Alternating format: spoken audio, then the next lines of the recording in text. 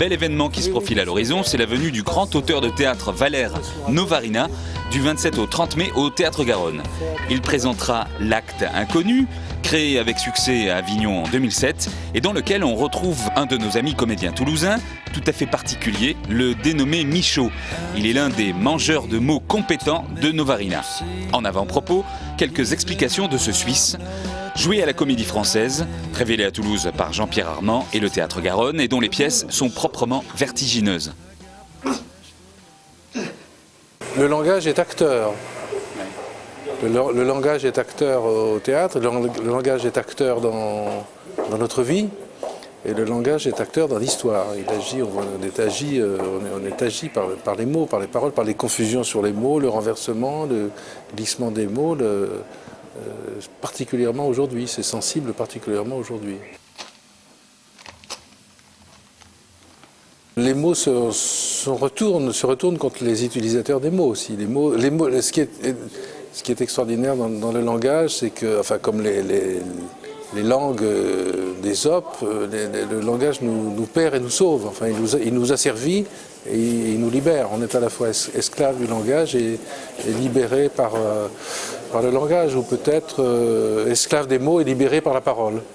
Esclave des termes qui se figent, des concepts qui se figent ou qui deviennent des fétiches, et libéré par la mise en mouvement du langage, qui est la parole, par la combustion du langage à nouveau,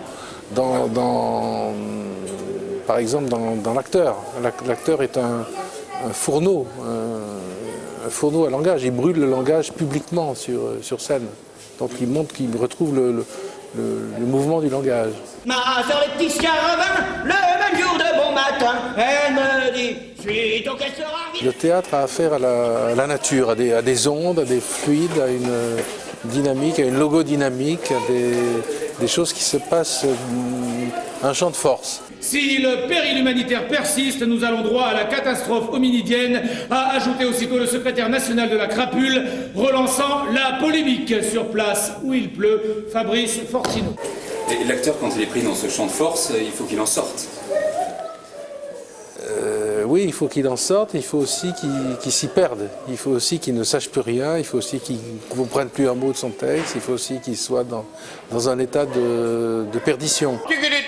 Lorsque ma tête ne crânera plus, il n'y aura que dedans des dents. À la frontière de la petite et de la grande Caroline Tartagne, les forces sépulcrales de la Cérusodo d'Otlanidi, ouest, fuyantes à toutes jambes, poursuivent-elles leur offensive contre les forces klepto-parapéploïdes et leurs ennemis dépositaires? Absolument oui et non. Vous avez mis souvent les acteurs, qui voulaient bien, dans des situations compliquées au point de vue articulation. Oui, ou du point de vue de la mémoire aussi.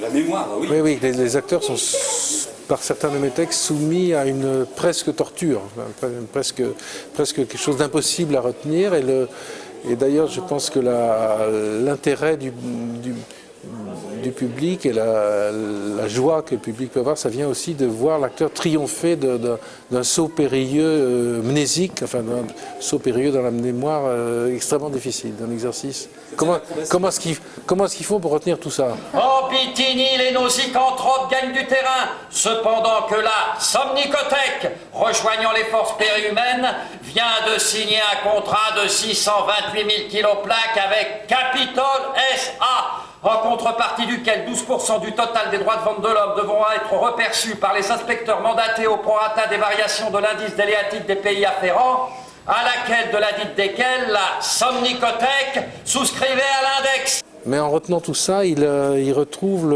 justement la logodynamique, les flux. L'acteur est obligé de connaître complètement la pièce pour s'en souvenir. Et je pense que la mémoire n'est pas du tout quelque chose de mécanique, comme ça, où on donnerait à manger à sa mémoire et elle retiendrait. Non, non. La mémoire est extrêmement intelligente.